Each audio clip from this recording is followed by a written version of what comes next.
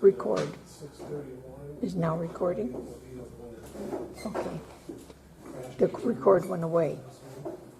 Oh no, it says on top, it says it recording. Okay, gotcha, that's all I needed. Nothing yet. I just got it all set up, and so I got them focused in there. Okay, bye.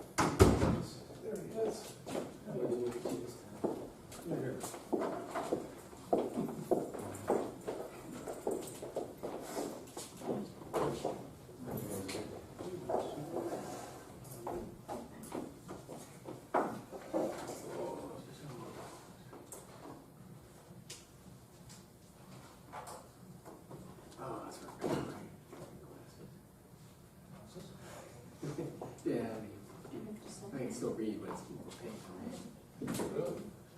Cheaters.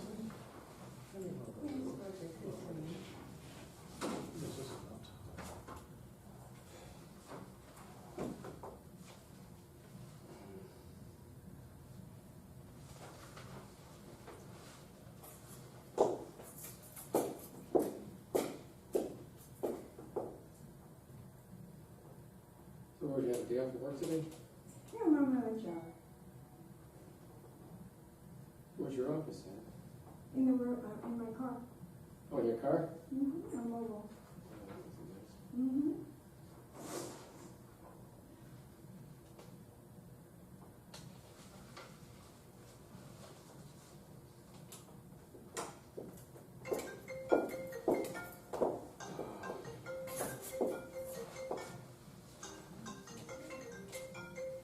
Well, Who the hell's on Water Ranch?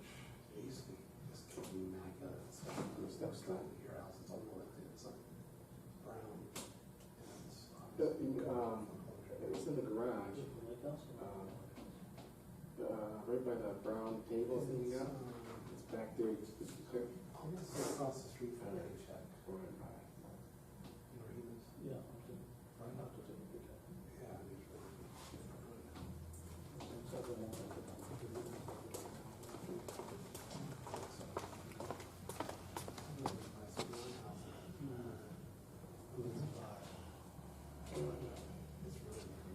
Further makes me question in regards to where my office is. I have offices in Kissimmee that I go to.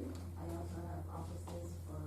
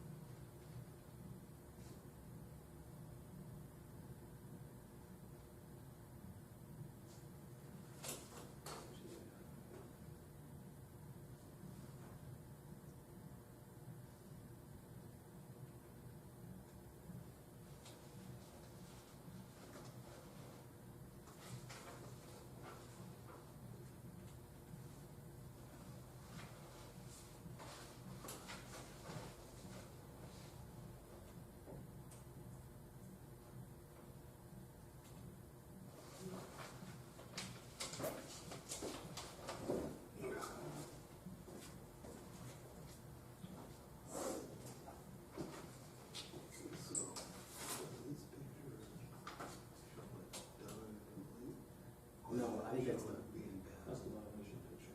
it's the re-inspection date because of March 4th.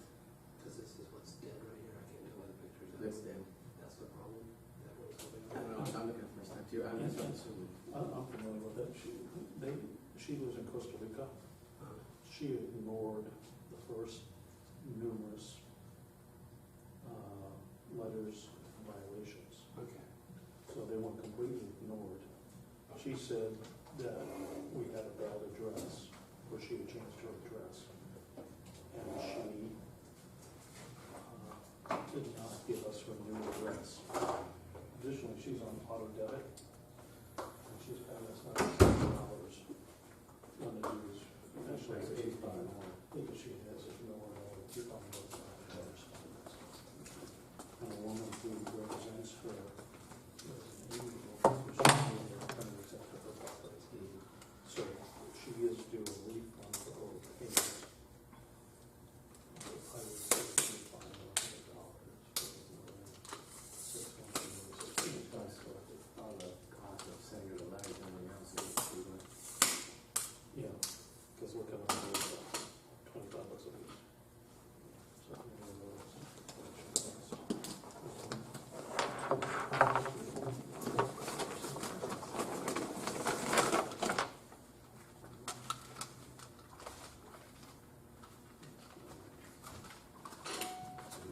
that's 100 plus our cost, which costs $200.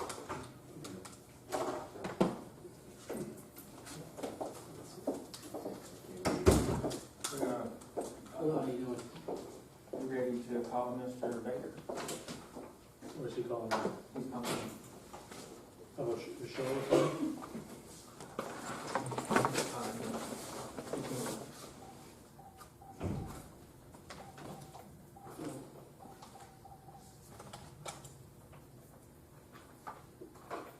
Cheryl, down here?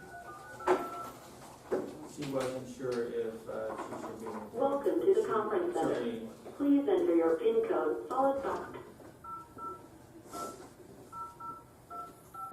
Please hold while I confirm your passcode. Thank you. Your passcode is confirmed. Please wait for the tone. Then say your name and press the pound or hash key. When you hear the tone, you will be the first person to join the meeting. The line will be silent until another person joins.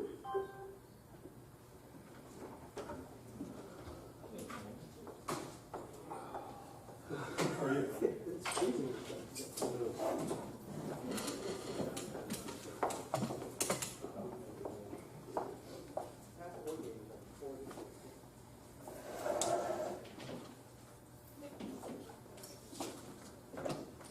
Okay.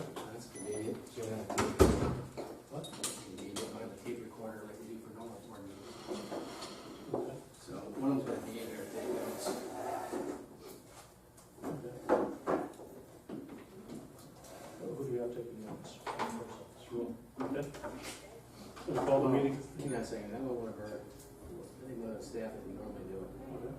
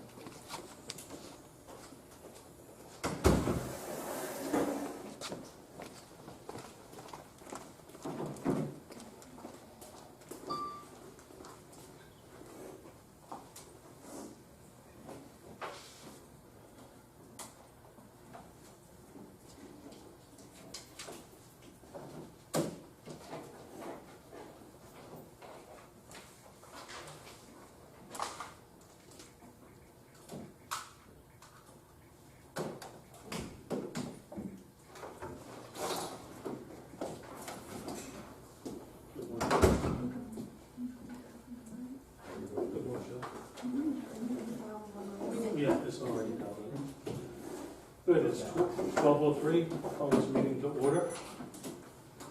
Cheryl, did you or Diana post notices on the two entrances and on the board? Thank you. We have 3 of the 5 board members attending, so we're in a quorum. Did everybody sign in? Did everybody sign in?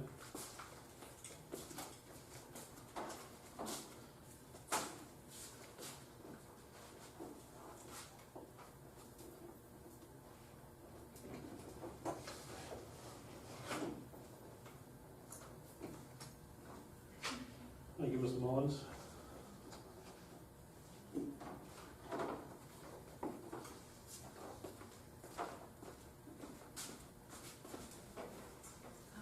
She's the mother of Mr. Smith. She's not. Are you an owner of property here? No, I'm not. Are you, are you deeded on a property here? Not yet. Read your documents. Gene asked me, he's out of town in California, and he asked me to participate, not in speaking, but in filming too.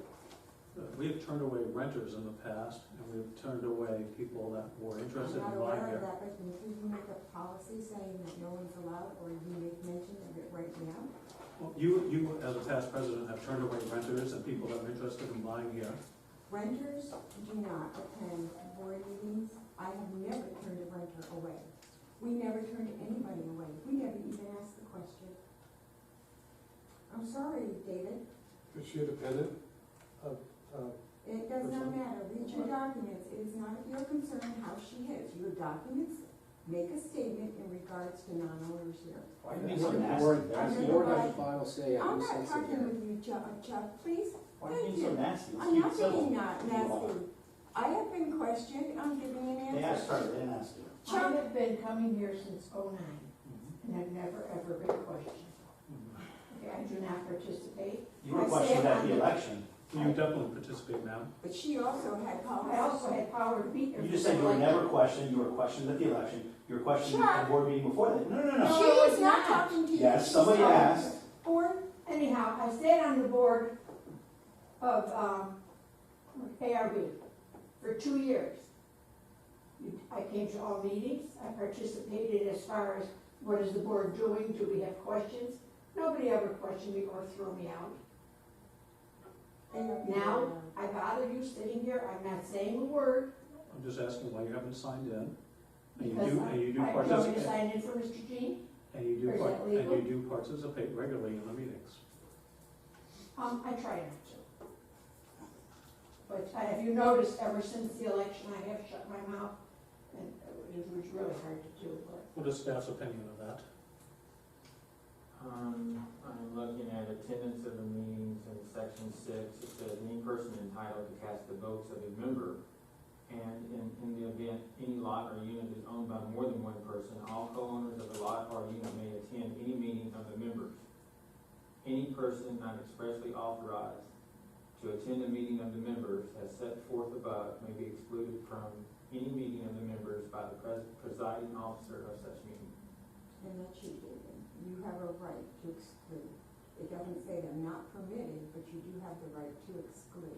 Well, the precedents in the past is we have turned away renters and people that were potential buyers. What is the board's opinion? Past president definitely would not allow renters to speak several times. I didn't say that you couldn't attend the meetings, Mr. Baker, did I?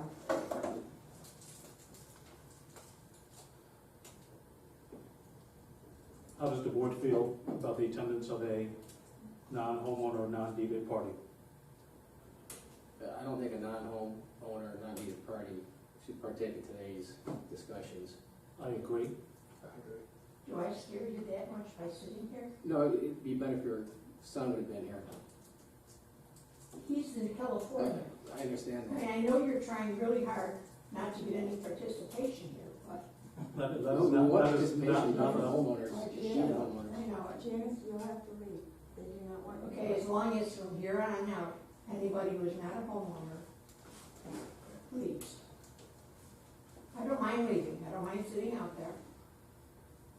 But if anybody else comes in, and I will be checking, you have to do the same thing to them. we're prepared to continue that same track record as the past. Okay. You might want to ask her if she has a signed thing from them saying she's allowed. You have a signed proxy statement from Gene Smith? Why would that make a difference? Yes, according to Mr. Ellis, I yes. can have one faxed here if you would like. Once you have it, you can come back into the meeting. And we'd love to have Gene at a meeting, so if you Well, could. if you ever had him a good time, you could come. Mhm. This is not a retirement community. The last meeting was at 6. Should we take her equipment with her? No, No.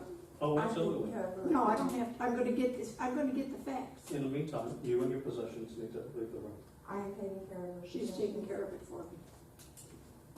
I would bring in two. Those would be Yeah. considered mine. Okay, fine. I'll add something real quick. Mhm. So, in recent months, we've been involved in a series of legal sessions for board of directors and public at large.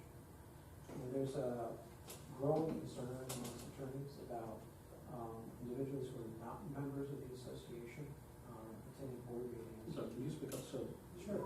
you're being recorded, so. Okay, and the reason for that is, and again, these are attorneys mentioning these things at some of the symposiums that we've held. The issues that they've had with that is that the members in a board meeting, when certain things are discussed, are protected under the attorney-client privilege. A renter would not necessarily be protected under the attorney-client privilege due to the fact that they're not members. So anything that may be discussed at a board meeting that ultimately could result in some potential litigation at some point in the future could be brought up, and those individuals in attendance that were not members and not held to the attorney-client privilege could be subpoenaed, and they would basically have to disclose all that they heard at any particular meeting. So it's one of the reasons that several attorneys are suggesting to associations that they stay very stern or adopt a rule that only members of the association be involved in the board of directors meetings for that purpose. And we've had that discussion with several attorneys. Quite a few of them agree with that. So I would suggest that the board may ask their attorney for that as well. Good. Cheryl, I make a motion that when we note future board meetings, that the board meetings are open to the residents and deeded property holders of North Shore and Lake Arch. Well, not residents. Not residents. Owners and deeded property, correction. What's the last power of attorney? And power of attorney, and proxy is outlined by our bylaws. Okay. It's, in the bylaws, Cheryl, it's section 6, attendance at meetings. You may want to quote that exactly when you put in your notes of the meeting minutes for today, and then also. Seconded by Mark King. Okay. All in favor? Aye. You want to bring it back to them That's too, great. as well as Approved. Thank you, John. special meetings, just so they know. Good. We can hear you fine, John. Hopefully you can hear us. Special meetings when Yes, it's sir. posted. Okay, thank It can you. get confusing. Here it states,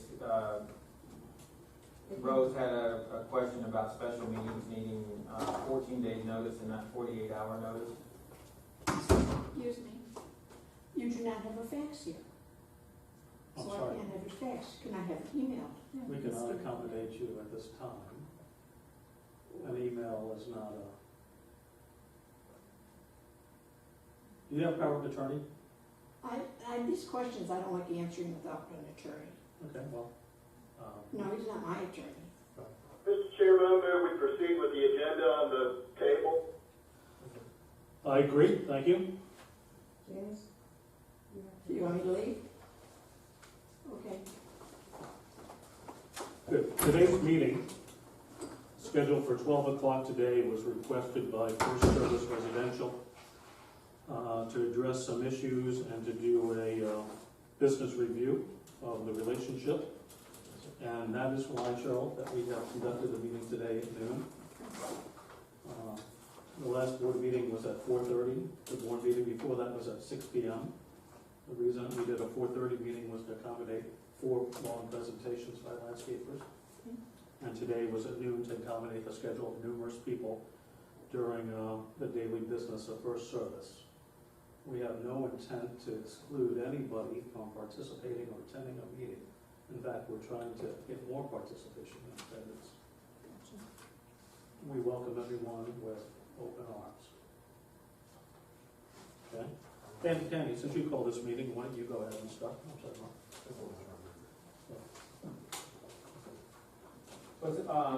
David, it just seemed to be a sense of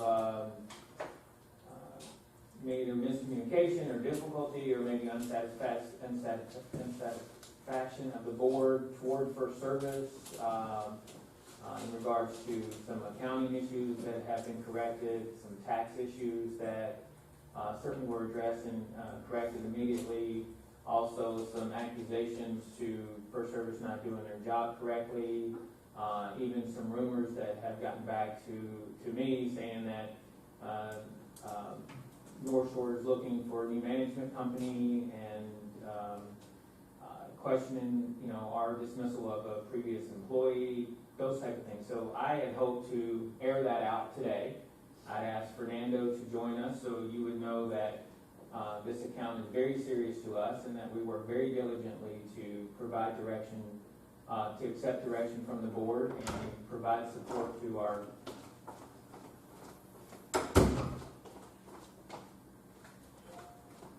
Great. Well, Danny. on-site staff. Yeah. So we just wanted the opportunity for you guys to, instead of emails going back and forth, or instead of just one board member sharing their concerns or expressions, that we could have a meeting to discuss this through the senior CAM manager, myself as RD, and vice president of our company. That's great. And contrary to the original inquiry from you to do it with 2 board members, we think that there was enough interest from our entire board, as well as our community, to have this open. And that's why we've done it as a scheduled board meeting. Good. So, And we're my happy. email to you stated that we welcome the pleasure of meeting Sure, with you as a absolutely. group. Yeah, we weren't trying to do anything on the QT. It's just, I don't have to relay conversations to other people. Everyone can ask questions firsthand, as can our residents and our former president. And we welcome a regular business review. We encourage to do a regular business review. I think you folks know, except for Mr. Baker, who's been an invaluable holdover from the old board, you have a new board here. We have gotten in and, Fernando knows, easy, call me Dave. We have gotten into it. Some of this is new for us. Some of our board members, like Mr. King and Mr. Pina, are very, very experienced. And we're just trying to get our hands around all of it. Some of it is the transition, and some of it is our take on how we want to run this community and better this community. So I think we should do this on a semi-regular basis, more needed more, and if not, we invite and encourage a candid conversation both ways. You guys have to be happy, we have to be happy. So We have these on a quarterly basis with a few of our communities, and it's good practice. It allows both sides to maintain themselves being updated on the events of the prior quarter and what everyone's talking. So without necessarily having too many items on the agenda that the board needs to conduct.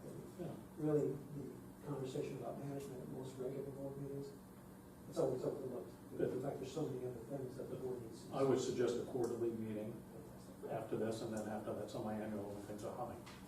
Okay? Good. I'll defer to you, Denny. Please go ahead. No, to me, there was, we wanted to answer any specific questions that the board had in regards to the processing of the invoice for the sheriffs. We've gone over it at length with you, of course, and addressed it with our head of accounting for North Florida, and you made him available to you to answer any questions. Also wanted to address any questions or concerns about the taxes being filed on time and the notice we received from the IRS that I think we've now sent, I know we've sent to all the board where they were filed on time, certified receipt requested. The $300 penalty has been waived, and it was just an instance where the IRS was missing documentation that we strongly believe and have proof that was sent to them in the past, yet it became an issue and questioned the integrity of First Service, I believe, by members of the board, which I found was unfounded, honestly, not giving us the opportunity to follow through on it and get you the answers. It was immediately presented to me, or I felt, and I apologize if that was incorrectly, that the board was questioning First Service's integrity in completing those documents and providing them to the IRS. I probably would use the word competence as opposed to integrity. I think integrity is deliberate. And I went through all of that documentation that was sent, and we keep calling it an IRS issue, and you called it an IRS issue, Rose. But when I examine all of that correspondence in detail, I see nothing from the IRS except for our tax return. All of the punitive correspondence came from the Florida Department of Revenue. Yes, Do we mean the Florida Department of Revenue No, as opposed to the The IRS? IRS contacted me. I see no IRS correspondence. They called me, that's why I sent it out. So the IRS did call? Yes, he called me. One of the faxes that we sent, one was to the Department of Revenue, one was to the IRS. Even though it wasn't requested from the Department of Revenue, we sent it to both, just to cover all bases. Where's our correspondence from the IRS? None of the board We members. did not receive correspondence from the IRS. Rose did because she was still listed as the president of the board. That's why they contacted her. Can you provide that correspondence to the board for our records? She gave me the letter, but when I looked at it, it was the same letter that we had already received. From the It Department was of the same Revenue. when I emailed you from the Department of Revenue. Well, the Florida Department of Revenue is a very different entity than the Internal Revenue Service. We don't have any you have correspondence from the IRS? Just what I got from her and a telephone call that And that's the not ours, gentleman it's said I'm from the IRS. Okay. He did say that he was from the IRS. Okay, we didn't see anything from the IRS. All we've seen is correspondence from the Florida Department of Revenue. Yes. Okay, which are two completely different legal entities. Yes, but when you send out the 1128, it goes to the department, our IRS is fine. Yes. So that's probably why. All I'm saying is we have none of us, your board, has seen any IRS correspondence. Only No. Florida Department of Revenue. Right. Okay, so that was it. And then Danny, I'm sorry, pardon me, Fernando. Danny, originally Rose said that she, after she executed the forms, directed Lauren Wheeler to mail them return receipt requested. I did all of them. Right. Then when we came back and asked y'all, you said that Lauren had received no such request or directive from Rose. So that's where there started to be a communication gap, is Rose clearly said that she directed Lauren to send them. Someone from your staff, you or Diana, said that they checked with Lauren, and Lauren stated that she had received no such direction to send them return receipt requested, which would immediately have proven if we had sent them on top. No, I did that with every one of them. Then we came back and we didn't get return receipt requested, but a couple days later, or a short time later, we received return receipt requested for I think, the Florida Department of Revenue correspondence, if I remember correctly, so. We pulled the file. Lauren Wheeler had moved on to two other properties. Don't know if she recalled exactly what she sent, so I had Cheryl pull the file when she came back, but she wasn't available that day. She pulled both the 2012 and 2013 taxes. The files were completely intact. Certainly your files are welcome to go see. And they included every bit of documentation that we scanned and sent to you that showed that they were sent certified. Good, so all future correspondence for any governmental agency, particularly tax returns and file, needs to get sent to return receipt. Okay. And keep a copy in the file, please. Okay. Okay, so I think we've covered that from our side enough. Anything from your side? Yeah, there is a question. And some voters face this question based on the date the board of directors hold their annual meeting and elections. Most associations don't want to go through the additional expense of updating the uniform business report twice a year. As you know, the state requires from January 1st through May 1st that the uniform business report be refiled with updated information. If a annual meeting, an election takes place past the May 1st deadline, and there's a transition that takes place between the board members, and we have new set of officers, new directors altogether, typically the associations have held off until January 1 to refile the uniform business report in order to save a few dollars that it costs to do that. I think that would be a prerogative of a former board member, whether they wanted their name off that or not. I would assume so. Who wins, right? So I think that we should, next time we have an election, that's mid-year, with a change in the officers of the board, then we should refile. So then the budget line item in future years, the budget line item should be updated to $150 a year, because it would be basically twice that the association would have to, because January 1, you have to refile, and you have until May 1st. You have no choice. It's an unfortunate thing, but that's the way that the state has set up the process of the corporations and their filing requirements. So that means that each year, January 1, a UBR will be filed. And then, of course, after the annual election, another UBR will be filed with the new board of directors. Hopefully, if it's the same board of directors, then that may not be required. But if there is a substantial change, then we need to refile it again. Okay. We do have confirmation that has been refiled and the current board is listed in the corporation. And then Debbie, the sheriff's office, we've talked about that since the board got elected. We had almost a 60-day pay to them and a 45-day pay to them. Since we have made a board resolution to open local checking to cover what was a chronic issue, the last October remittance paid in November to the off-duty officers was very timely. I know that your regional accounting director pushed that through along with our staff here, and they were paid on a timely basis for October. If that continues on that track record, then we don't have any further issues with the sheriff's office and see little need or very occasional need to use a local checking account. So you're taking care of that. I think. Can I ask a question on the contract? Mm-hmm.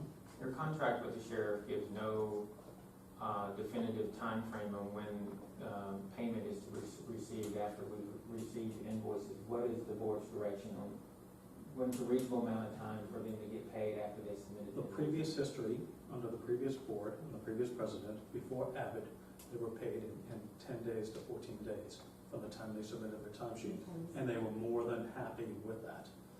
It was through the transition from, and look, I don't have the crystal ball whether it was an Abbott issue, whether it was a new staff issue, or the period of time that it takes to get entered into Abbott. I don't know how you, as a board, approved them in the past.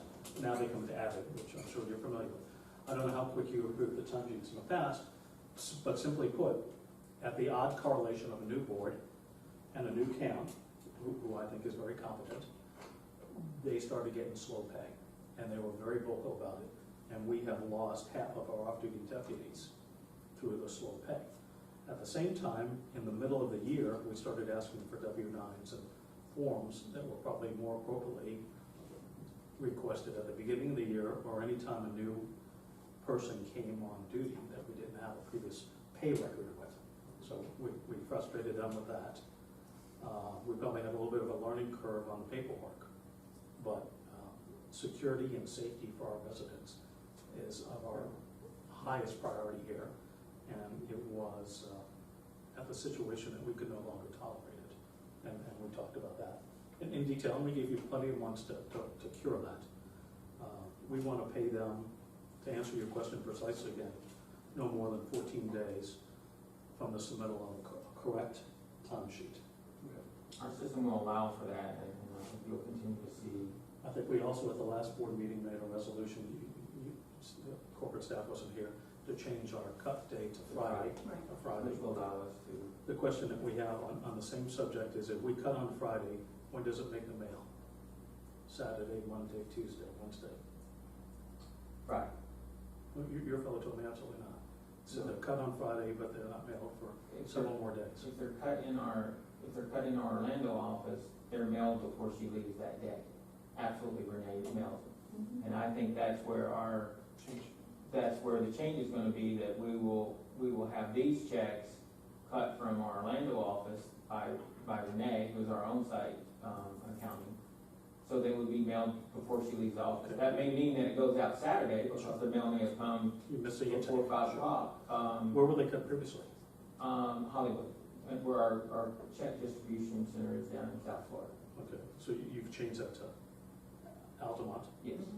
And so if a check is cut on Friday, he will, does the mailman come to your office and pick up mail, or do you put it in a mailbox? The mail service comes to a distribution center in our office that picks up all the mail for that entire So let's office. say a check's cut Friday at 3 o'clock, after the mail's already been picked up for Friday. Are they indoctrinated into a Saturday mail sort, or is it not till Monday? I don't know that. Yeah, we do have Saturday. You do, okay, So, thank you. And that's how they're done at Hampton, right? They're cut in our office. Good, I interrupted you on a comment. Okay, anything else on the sheriff's? Okay, Danny, go ahead. The other thing that we wanted to discuss today was the refund of the check from Artisan. Certainly that's been a very, very difficult situation for all of us to face. The real quick history, the previous board had approved the work to be done, a deposit was made, and then subsequent to Catherine coming on board, changing a check was cut for the balance of the work that should have not been cut. That certainly we feel is on first service. So if April doesn't make good for North Shore to receive their payment on the 25th, First Service will make that payment to North Shore for that $16,000 check that was sent in error by a First Service manager that was on site. And it will be up to us to get our money back from Artisan. The original deposit that was placed based on decision of the previous board still is in negotiations with April. If she was to ever do substantial work out here, she could maybe apply that. I've received texts and emails that she doesn't know if she wants to continue to do work out here. She doesn't trust us. She doesn't trust the board. She doesn't trust whether she'll get her money. So we may or may not see that money. We just may not. But that was the decision that was made when the previous board made that deposit, and then the new board canceled the contract. That deposit, unless we want to try to pursue it legally, certainly up to the board to decide if they want to do that. But in my talk and negotiations with April, I am not clear at all whether or not she will bid on any new work, and if she does, if she will apply that to any new work she gets. How much is that again? Two comments to that, Danny. Number one, the motion that was made and approved at the board meeting and whoever approved the checks are not the same. My motion was for far less than somebody signed off on invoices. So I have some heartburn with whoever approved those invoices in the past. Second of all, I really don't care if that vendor ever wants to bid our work again. They've proven to be overpriced. So don't let that bother anybody. Absolutely, I understand. The other issue is, remember from that explicit board meeting, when I went in and approved the disputed invoices to Artisan for our normal gate repair, which we were holding as leverage, Danny said quite profoundly that he would do a check, hand in-person check exchange with that, and that we would also get a letter from April agreeing to the balance of that invoice, the other $10,000, to be used to the future gate, which we think that we're going to use for the beach volleyball court. So we already had a home for that money. So not only do we not get the $17,000-ish refund check, but we do not get a letter for the other $10,000 towards future work, which is supposed to be done in a hand exchange and should have been taken care of almost 2 months ago. And that's where my highest level of heartburn is. And that's why I take full responsibility. Those checks were cut and mailed, and they shouldn't have been. I tried to stop them, and it was an error on our part. That's why we are committed to make good to North Shore that $17,000 that's due to them. I remember in my meeting and in my notes that I said I would continue to negotiate with April to get a letter. I did not guarantee that I would get a letter that would be used, but that would be the driving point of that conversation, was to get a letter from her that would apply that $8,000 or that deposit, whatever that dollar amount is, to any future work. Still could happen. I don't know. She's, regardless of where she is right now, I mean, I know she's in the hospital. She's fighting cancer. She's very difficult to get in touch with. She's not talking to me, not responding to me, other than my last communication with her is that I would have that check on November 25th. And if I don't have it, then we will deposit, First Service will deposit that money into North Shore account. And that goes into reserve, Cheryl. Danny, I'm not gonna tell you how to run your business, but if I was you and Fernando, I would leverage your other properties, work with Artisan until you can get what she promised you, because she told you on the phone, which I was not party to, but you relayed to me and the other board members, that there would be a check exchange. So we paid her, whether it got mailed out accidentally or not, she got paid in whole. And she still, nowadays, she's been paid now almost 50, 60 days, hasn't given us our refund that she promised to you. And look, and you don't control her checkbook, so we certainly give you a degree of latitude there. But she did tell you that she was amicable to credit the other money, about 10 grand of our residents' money, towards future work, which we had already scheduled in this beach volleyball court along in the pool. So she's really done two things. So she's lied to you. She hasn't delivered the check to you that she promised. You don't control her checkbook. We give you that. However, you do a hell of a lot of work with Artisan and the numerous communities that you manage. And I would think that anybody that lied to you and your company would no longer be a vendor in good standing in anything that First Service represents. And I strongly recommend that you leverage your other properties with her to get this back. And pardon me, but that's the reason why we're taking that off the shoulders of the commercial board of directors. Make sure you get refunded from your mail. Well, $17,000 doesn't make us whole, Fernando. $26,000 makes us whole. Well, at least that portion of it. And then from the standpoint of the additional work that we would like to have done to that particular area, we'd be more than happy to look at some of our other vendors, and bring them in and add those components to the association at no cost to the association. Well, April missed her window to remain a vendor in good standing with us by reneging on her promises. So we would expect a full refund from her, and if not, whatever. Yeah, because at this point, if she's not gonna pay the money, then we are owed a whole bunch of fence material, even if they don't install it. So, Correct. she either needs to cut a check or deliver the materials. Yeah. Correct. And John, this is really your expertise, so you, Yeah, it's unjust enrichment at this point on their part. Either cut a check or deliver what we paid for, and we'll figure out a way to sell it and get our money back. yeah, or we can use it towards the volleyball or whatever. Yeah. Good. You gotta take into account the labor costs versus the material costs as well. Sure. Absolutely. But at the end of the day, the association will be made whole. Is what I'm saying. Completely whole Yes, sir. for the entire 27,000. I mean, it's not that I don't disagree with that, but it was the previous board. However, as Mr. Baker said, however, they approved it, Understand. the work, and then the board also approved for that person to get paid. The previous board approved an amount that was less than was contracted with Artisan. So then you have fiduciary issue, if you want to go into that. So Well, we cut Artisan a check far more than was approved in the board minutes. The second check, the first check was less than what was. It was, but that was referenced of a combination of a higher amount. Check When one was the of second that. check cut? What date? Catherine Harrington was here as the manager, and it showed up, and she approved it and it got cut. Catherine Harrington wasn't here when I was on the board. Oh, yes, she was. And she was. It's very similar to the Sunami. We cut a check to commence the work Someone? for the playground, Oh, okay. and then we have a second check that's here that will be paid once they finish the work after Mr. Baker and another board member inspects it, and they'll be paid in whole. So you have the commencement check, and then you have the balance check, but the balance check isn't gonna be done until the work is finished.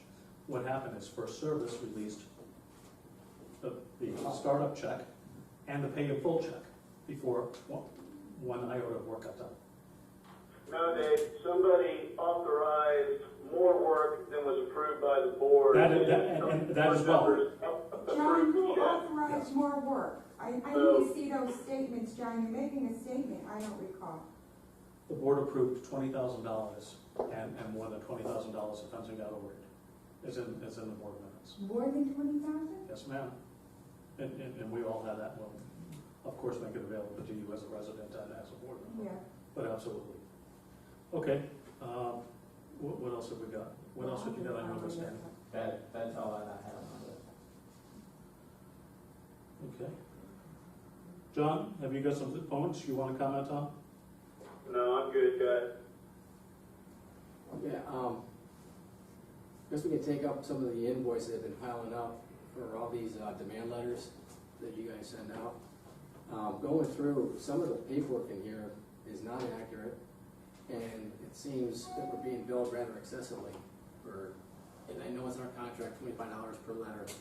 But we'll talk about that here a little bit as well. When I went through these bills here, July 31st, we get a bill for $19,212. And there's basically just a bunch of reminder notices for different dates. Then I get another one for $4,700. Notes for 14 Jan, 14 Feb, 14 March. I start going through them. Lo and behold, they go back to 09, 2010, 2011, 2012. Which leads me to believe how many of these are actually accurate. Because there's nothing that is attached with these at all. So we just need to back up. Well, the other thing is, here we are 2014, a new board. Why wasn't this billed within 90 days of that happening? Why are we getting bills from 09, 2010, 2011? And I'm wondering if any of these are getting double billed in here now. Most likely they're not. The fact that they're 2009, Let me see. if I we can- have done an audit over the last couple of years. We've done audits going back, make sure that we had received payment on all of the correspondence that was sent out. Audit did reveal that there were some components that were not.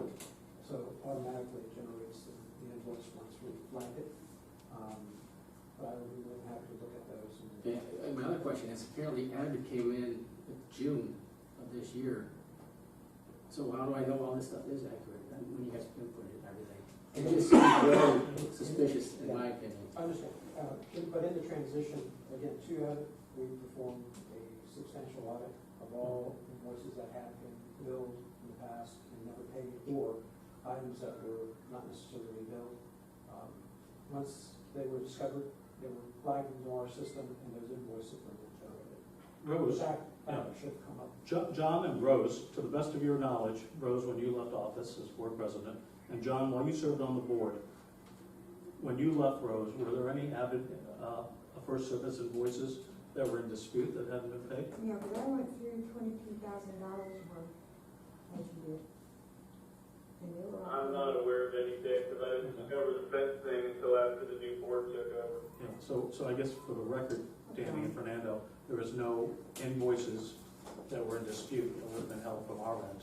Understood. So, just not too long ago, we received an invoice that was 14 months old for tens of thousands of dollars. And, we're in a whole new fiscal year, we're in a whole new budget.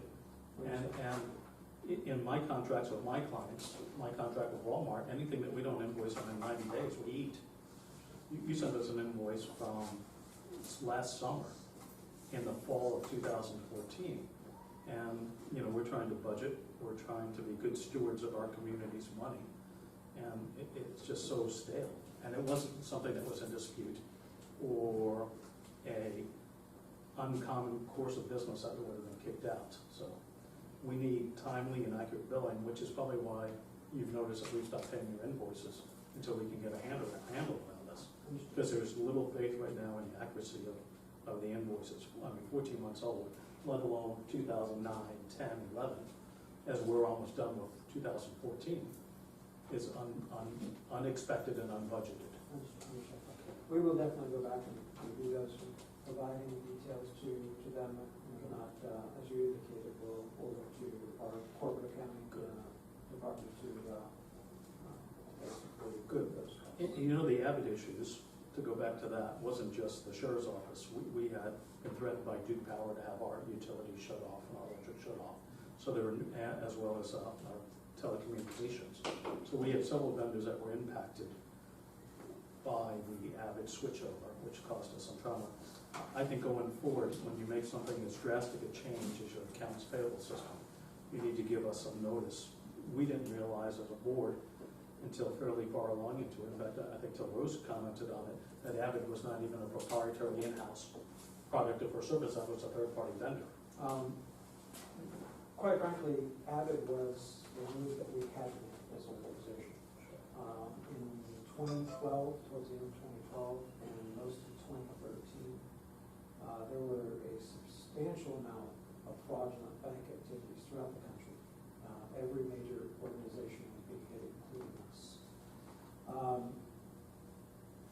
internal systems were basically, after utilizing several consultants throughout the country, it came back to us that major organizations that are experiencing these issues, it was due to the fact that they were utilizing their own internal AP systems that had a direct link to the financial institutions that were being serviced.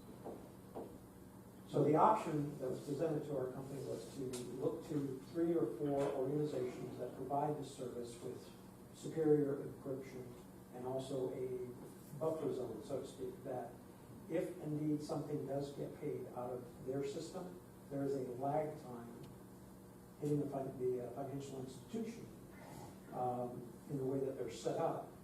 If a fraudulent activity is discovered within a period of time, which we were catching, it would not hit the financial institution at that point in time, allowing us to pull it back. Where in proprietary systems, which other major companies have had, in fact, you've heard about Target, you've heard about Walmart, their systems because they have that direct connect system with the financial institutions.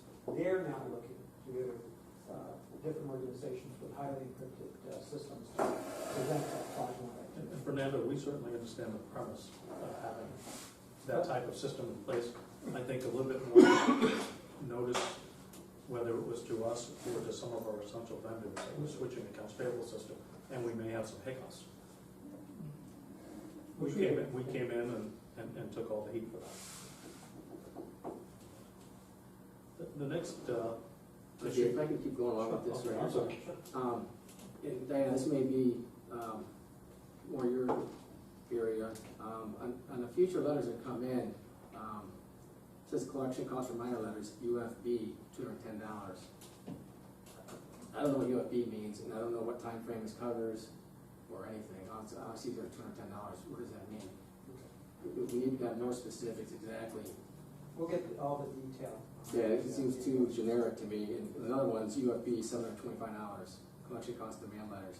And in dealing with these demand letters also, I don't believe the owners, when they receive these, take them seriously because they're not probably worded strong enough of the impact that not paying their HOA dues has. I think we need to rewrite it, and I'd be willing to take that in-house instead of you guys have the same letter that you send out to all your communities, because it's got to be more direct, let them know they're going to get hit hard if they don't pay. Because it's sad, you see a homeowner come in here for a $5,000 bill, and they're getting sacked with $21,000. That, to me, that's wrong, and we shouldn't be doing that. If they know in advance how much that could cost them, they'll drastically reduce from the deadbeats that aren't paying. You know what I'm saying? So we need to look at rewording those letters a lot more direct and firmer, so we can get a point across to the homeowners. Okay. And along those lines as well, $25 a piece. I know it's in the contract, I read that. Right? There is no way those things cost $25 to produce. It's the fee that has been established in Yeah, I understand basically that. all association management And companies for the most part. we'd like to negotiate that lower, because I think that's unfair to the homeowner, and it's unfair to the association, because in dealing with this, Well, I will say that it's a derivative of really associations. Associations throughout the years, I would say back 20 years ago, the standard fee was about $5. That was about the standard fee. that may be a little. We saw very little impact Yeah. to individuals who were not paying their association dues on time. So the trend went upward, and over the last decade and a half, the fee had climbed to roughly about $25 across the board, as pressed by the associations primarily, because that was a number that they felt, and historically, we saw that there were owners paying more frequently and on time, because the fee was substantial. There was some teeth to the penalty for not paying. Right. So it's really a derivative of what associations have created for themselves over time. So management has adapted to that number. There are association management companies that charge even more than the $25 fee. We try to stay with that standard. And in fact, there's a few documents, several documents, association documents that even state a $25 fee, because that has become somewhat of a standard. So that's the reason for the $25 fee. It has more bite, more grip. It really creates more of an impact on individuals that are not wanting to pay. May I make a suggestion for you, Don? What's that? So if you were trying to negotiate that number down, you could still have it as a $25 fee to the residents, but then only try to negotiate them getting a smaller cut, and the HOA gets it. And that way, when somebody comes in, you could say, we're gonna waive that fee. The association would then not be losing $25, maybe they're losing $10, but still the teeth are there with a higher number. Well, as it is now, you guys take the $25, right? Right. Well, we've seen associations take this on, as you indicated earlier, with an on-site office. They've taken this particular component on, and they've grown revenue. We have both scenarios working in various associations. So if we do a study to consider taking that in-house, that's Yeah. not offensive. I have several associations that, Or maybe just split the fee. again, that could be Okay, negotiable. We're gonna review that then. Yeah, that'll be fine. I think that we're, with Cheryl's new hire, we're fully staffed now. Do you have anything else? The other thing I'd like to clear it up on is it 9669 at Pacific Pines?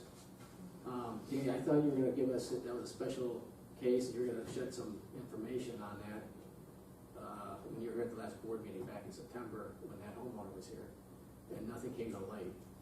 Are you familiar with that? No, sir. Okay, Okay, for those of us who don't know, 669. 69 Pacific Pines is a community-owned property. The previous board entered into a lease with the homeowner.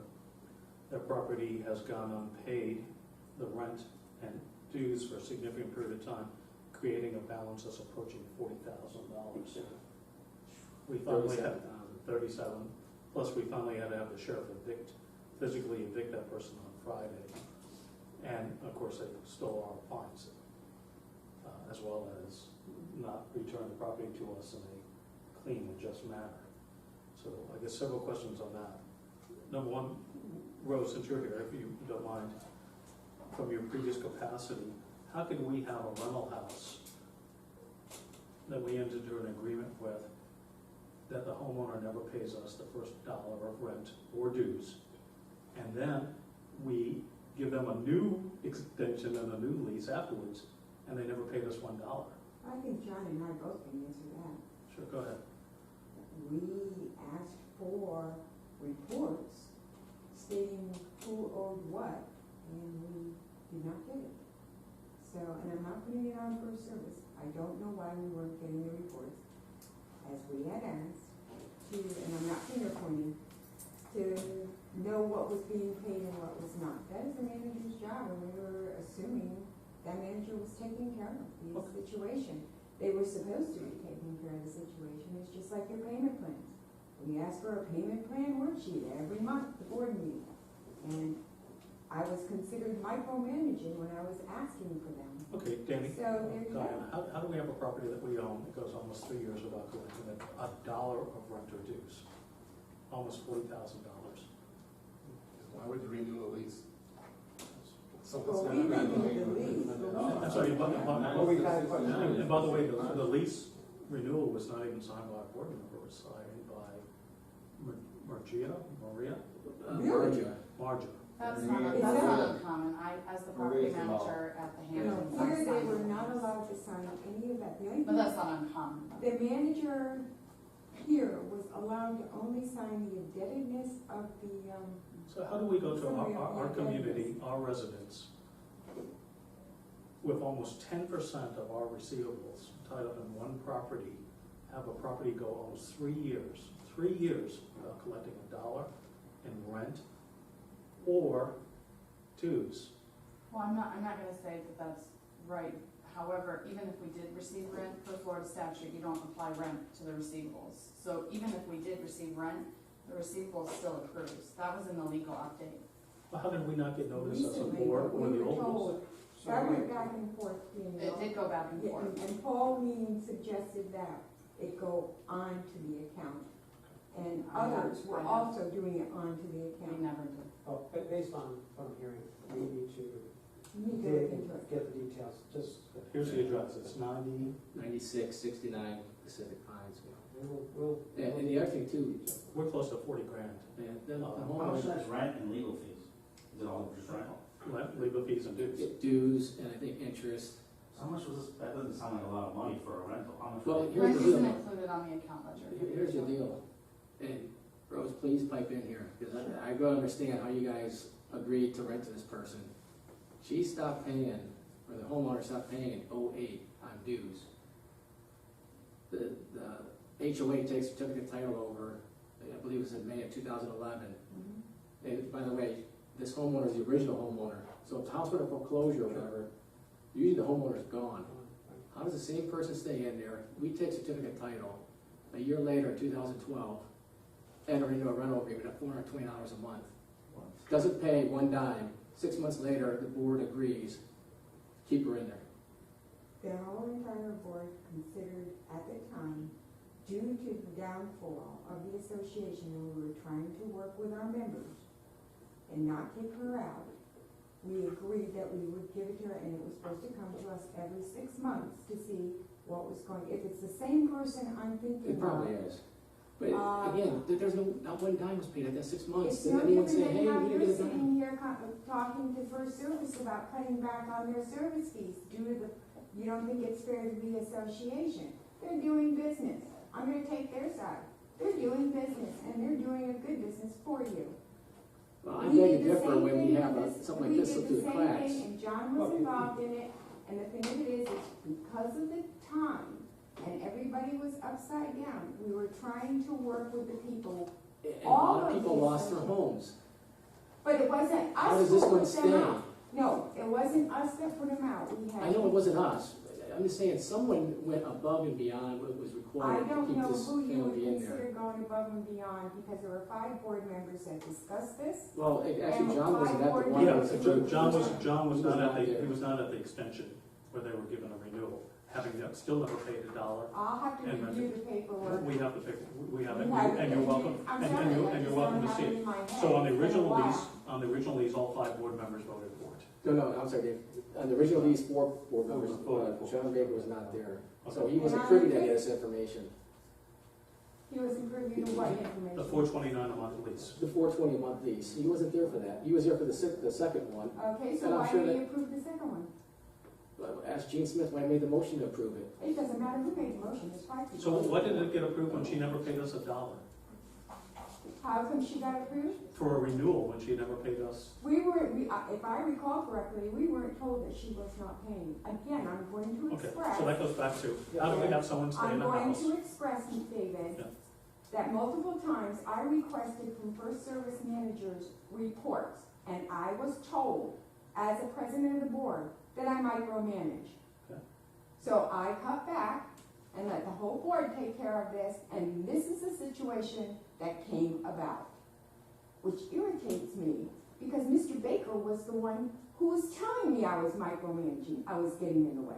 So Mr. Baker is part of the 5-member board, and you can try to cover him as much as you would like. I'm not trying to cover for him. I'm saying the original one, there was like 4 of you guys were there. He wasn't there. It The doesn't second one, all matter, fine. he came in on the second one, And he he's could have still said fine. something. And the We board minutes were- are pretty, you know, That it was- doesn't give every little So- detail. That so we're- was we're- the decision so of the about- entire board, working with the members of this association and trying to understand the situation at hand.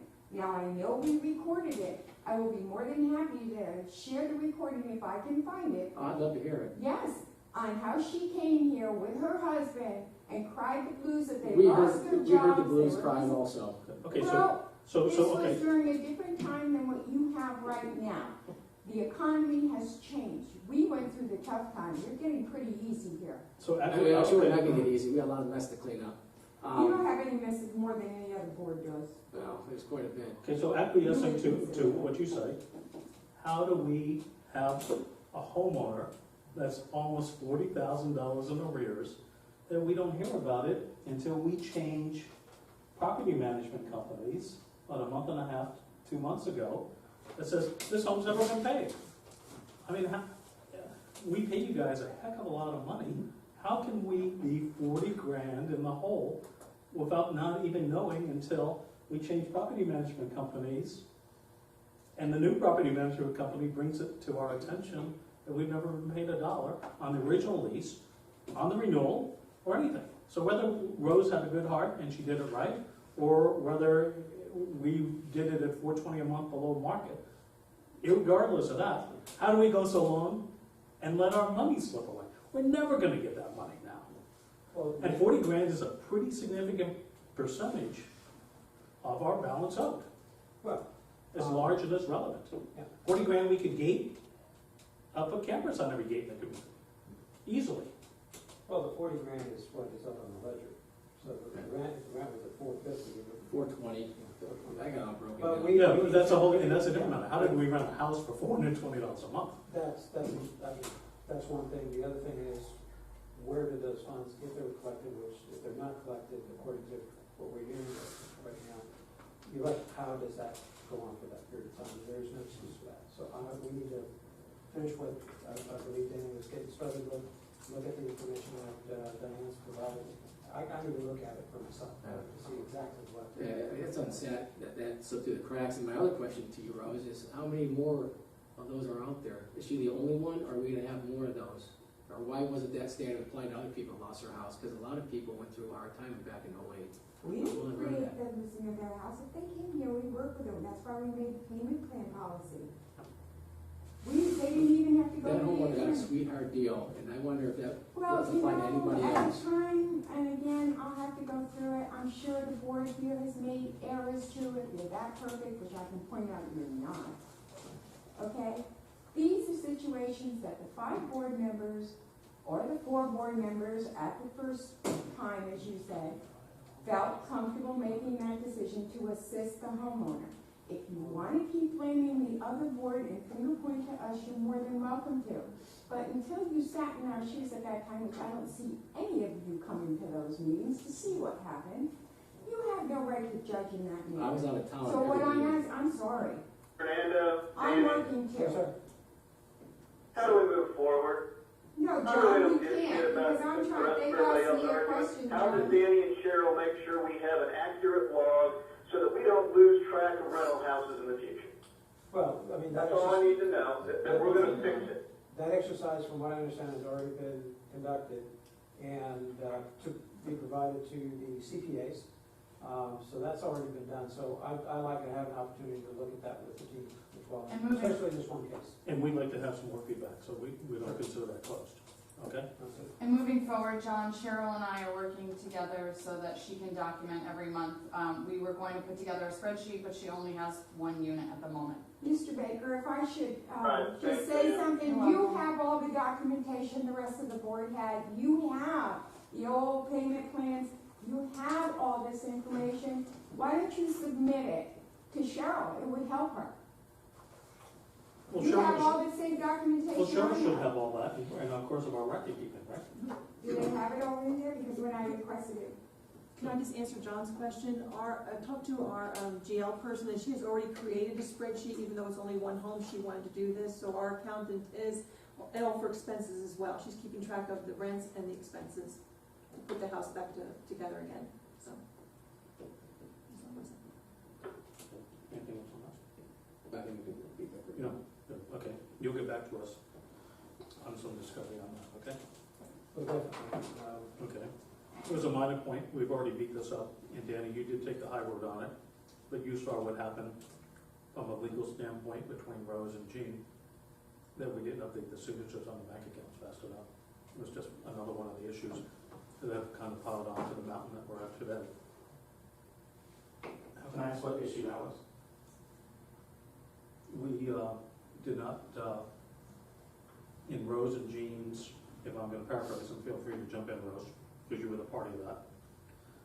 When the new board came in, signature cards were not updated in a manner that was timely enough to them, so that during the course of our ongoing business activity, paying vendors, which we do virtually every day here, the checks that were issued still reflected the previous board, president, and vice president on the physical check that was done. There was no fraud involved, there was nothing devious involved, but even when Steve Ballmer resigns from Microsoft today, they go take over the Clippers, The next day, they then changed all their bank accounts to reflect whoever replaced him as a signatory, not account.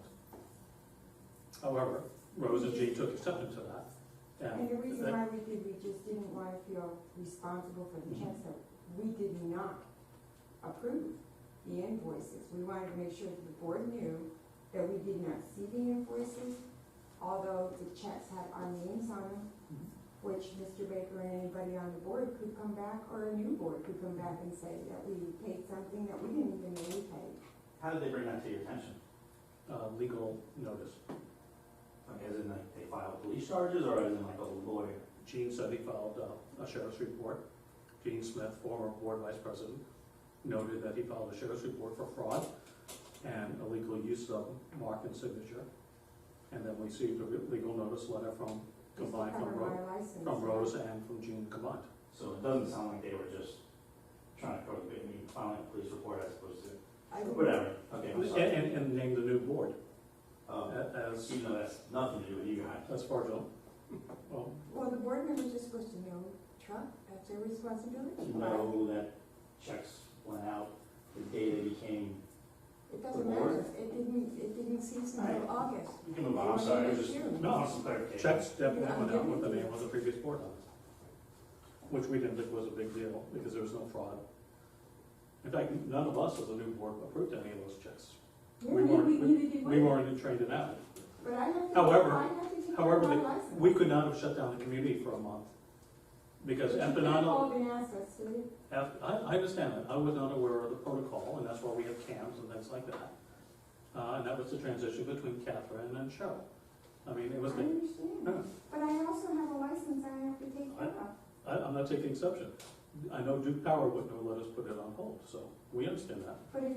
But I'm sorry, this is part of, Yeah, I our know, business but- review for service, so we're noting a Yeah. deficiency No, and I there. agree with you, but I just wanna make sure that you understand where I'm coming from. I'm not going after the board. No, If you had, said something, or if First Service had said something about you need extra time, I would have been more than happy to come up here with a board member and say, okay, what do you want us to pay for you?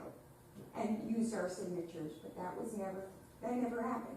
I'm sorry, actually, election night, when the results were done, Gene did very overtly say, and we have it recorded, I will make this a smooth transition, I'll do everything in my power to facilitate and assist the new board. However, if you and Gene hadn't done a legal action, we still might be using your signatures. It probably would have gone unnoticed. Just like the Secretary of State filing, that didn't get noticed until the IRS looked up who But was. this did come to a board meeting, David. I sat at a board meeting, I have it recorded, and Danny did bring this to the board's attention in regards to. Right, after we got legal notice. Mhm. Prior to, yes, because you asked, Mr. Zorinba, you asked how the bills were getting paid, Mhm. and Danny made comment that they are getting paid. Yes. And I came out and I said, I hope it's not with my signature. And he said, no. I don't know that part, but I do know that Danny was making sure our bills got paid, so our power and utilities didn't get shut off. And I agree. There's all different ways to assist. Got it, okay. Anything you want to cover? I don't think he responded to that. Just says, What was it? There wasn't a question. there That was. wasn't a No. question. Well, I was just I will making say a that, statement. I will say that. He did let him know. I will say that, you know, in the future, we will definitely work to move those signatures along, a lot quicker. And I apologize on behalf of our company for causing any work between owners and the board, for allowing it to go for, you know, the 3 or 4 week period that it did. But to, check that runs, I believe that were involved in that process, so I apologize for that. And let me tell you, Fernando, from my perspective, and I'm not speaking on behalf of the rest of the board, I found it to be a minor matter. I thought Danny did an exceptional job of stepping up to the plate and covering any exposure that we had, as well as quickly rectifying it. So for me, of all the hundreds of things that we have faced as a new board, I found this to be microscopic and handled, that was our first really tough deal, and it handled extremely well. I thought he did an exceptional job of that, and it was overlooked. And, you know, maybe when we leave the board, we'll leave a checklist for the next board of things that we encountered. What is including this? signature cards and things. What is the SOP on that? Like, do most boards typically get the signature change over in a day? I got it going as quickly as possible. There were some board members that were out of town. We had to FedEx it to them, get signatures, have them FedEx. One was actually out of the country. So I did it as quickly as possible. Yeah, Randolph is a little tough to pin down. Hey, we want you guys to review of us. We're all pretty busy. You know, I'm putting in 15, 20 hours a week on board business. Cheryl is working her behind off. I don't know when she sleeps. We want you to review of us before you pull staff out of the office. We like that courtesy. We want to do habit training. We want to do legal training. We want to do management, continuing education. But when I come in here, or Donna comes in here, or Mark comes in here, and Cheryl's not here for a day or 2 days, and she gets well and deserved time off, we want to know when you pull people out and for what reason. And I think that's a courtesy for us. And we've been surprised, okay? We're happy with Cheryl's performance. We respect that Cheryl is uncovering a lot of mediocre work by her predecessors. And I think we have a good team assembled now under her leadership. And I myself, and I'm not speaking on behalf of the whole board, have no issues. We like to return calls, but she's working her butt off a little faster. So Danny, the next thing from our list is why don't you address staff turnover? And of course, as we beat up pretty significant complaints towards previous staff prior to Kathy. So we've gone through a lot of CAMs during the Continental and First Service tenure. And our residents, we've gotten a lot of requests to, number one, they recognize us better, but certainly a lot of people have asked us to replace the property management company because of the attitude that they experience coming in and speaking up. I don't know who I should speak to. Because of the attitude and experience they had with the predecessors to Cheryl and Catherine, both of which we thought were good. Catherine's a lot more detail oriented. Cheryl was like everyone's favorite grandma, you know. You mean vice versa? You mean vice versa? No, because Catherine's very detail oriented. This is. Oh, it's Cheryl, very detail oriented. He does it all the time. I do all the time, so vice versa. So what do you address that? Because that comes up a lot. As recently as last week, I had people pin me in the gym and say, when are we getting a new property management company? You know, we've replaced the landscapers, we've put the attorneys under review, we're gonna try a new accounting firm. And we know that there's a lot of scale in what you do. We knew that a lot of what you do is hard to replicate. But when we have somebody that comes in the office 2-3 times a year and they're treated poorly, they don't forget that. It's a whole different experience now, but that comes up. You know, maybe in our newsletter, you guys should take a paragraph and portion of, hey, this is your property manager. Cheryl's got a piece, and things that you're doing to and help enhance our neighborhood and lower costs. I would definitely like that opportunity, John, to give us a little bit more exposure. We started this community with a gentleman by the name of Tim Clement. And Tim was here for a good while and performed quite well. At that point in time, he was removed from the property. The property was going through a change. Every property goes through various life cycles throughout their existence. And one of the things that we found for a period of time is that we just could not find the right mix for the community. We had a couple of failed attempts. When Catherine came in, I think Catherine did a good technical job, but we do realize that sometimes Catherine can be a little rough around the edges sometimes with folks, although she did get along with basically the majority of the members of this community. We didn't see that. We saw Catherine had a great personality. She was always interested. She was not as technically savvy as Cheryl, and probably not as detail-oriented as Cheryl. And she was easily intimidated by technology and data. But from a personality, she's a 10.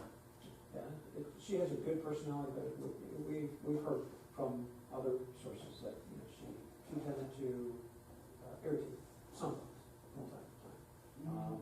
But again, nothing substantial. She was well liked by most folks in the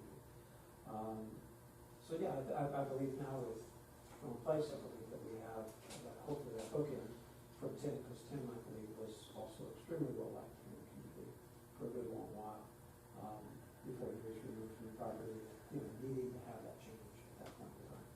So we do believe that we have a good manager now, and we stand behind it, and we believe that she'll not only work extremely well with the board and the community members, but also extremely well liked.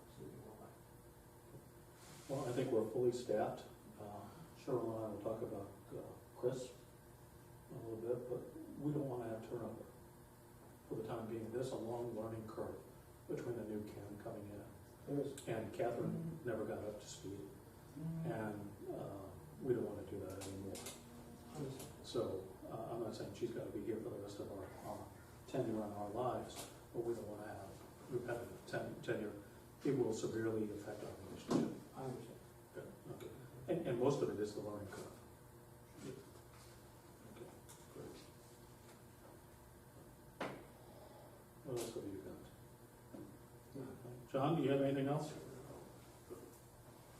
No, I'm good for now, guys, thank you. Good. Hey, can you answer one question candidly for us, please? Because this comes up a lot. Hey, John, and you might want to listen to this. So I just got to get it on the record. Which vendors do we work with today that are vendors that are existing for North Shore and vendors that you have proposed to North Shore that you receive remuneration or fees from? You're saying that I've received? No, not you, John. No, not you. For service. I recall. Okay. I mean, we've had presented some of the companies which are first service organizations. Like pros. What's your landscaping company? Blue Brothers. Blue Brothers. Yeah, they were never retained. Okay. ACR, you receive any remuneration or binder fees or commissions for them? No. Okay. There's only one organization that has ever offered that to us, and that is Waste Management. And we gladly accept it. However, we accept it to the extent that each year our associations receive a check back for that equal amount for those services. So, As you pull it? yes. Okay. No attorneys, nothing? No. Okay. The attorneys do attend our seminars and conduct board certification classes. As we enjoy from being paid? Exactly. Okay. So they do that free of charge. So for the record, there's no one that we have an ongoing relationship with or that you have presented to us that you receive any remuneration? So we can say that to our residents? Absolutely. Oh, absolutely. Absolutely, okay. I mean, if the board is aware of any comments that have been made about any particular vendor, I'd like to know, because that would definitely be in violation, not only of our policies of the company, but as you are all aware, we are publicly traded, and that would not work very well with our shareholders. Sure. It's good that you said that, and we could be adamant about defending that thesis. But we simply didn't know that to be gospel. I mean, of all the things I've heard here today, that would be the one that would actually send me through the roof. In all due respect, Fernando, there were several things here that we found to be important and essential. I agree, and I don't mean to Make light of it, I make understand. light of it, but I will say that the one thing that I always tell every prospect association that we bid on when we do our presentation, and I do make a promise, and there's just one promise that I make. I'm very adamant about that promise. And that promise is that we will absolutely make mistakes. Because we're an organization of people. And when people are handling transactions, people are handling information, people are communicating information, we tend to drop the ball as people, because we are human.